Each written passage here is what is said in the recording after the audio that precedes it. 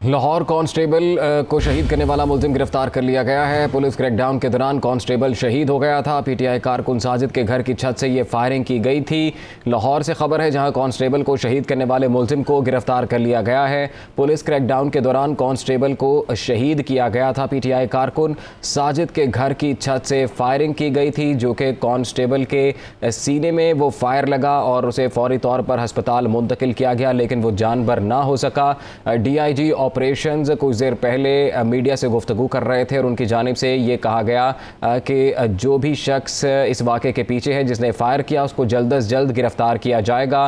Police की जानिब से क्रैकडाउन किया जा रहा है पीटीआई के कारकुनान और उनके रहनुमाओं के घरों पर। इसी दौरान कांस्टेबल को शहीद किया गया जब पुलिस ने छापा मारा और पीटीआई कारकुन साजिद के घर की छत से फायरिंग की गई और कांस्टेबल को शहीद करने वाला मुलजिम जो है वो गिरफ्तार कर लिया गया है। राना मोहम्मद अली हमारे साथ मौजूद हैं, उनसे मजीद तफसीलात जानेंगे। मोहम्मद अली, बताइएगा।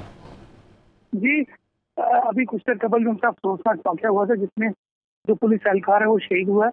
और उस पुलिस एहलकार का जो मुबैना तौर पे कहा जा रहा है कि जिस शख्स ने फायरिंग की 122 मॉडल टाउन की छत के घर से, उस शख्स साजिद को गिरफ्तार कर लिया गया है। एसपी मॉडल टाउन ने इसकी तस्दीक कर दी। उनका ये कहना है अभी कुछ देर बाद उसकी तस्वीर और असले की तस्वीर भी मीडिया के सामने लाई जाएंगी। बहुत शुक्रिया आपका मोहम्मद अली, तफसीलात से आगाह कर रहे थे।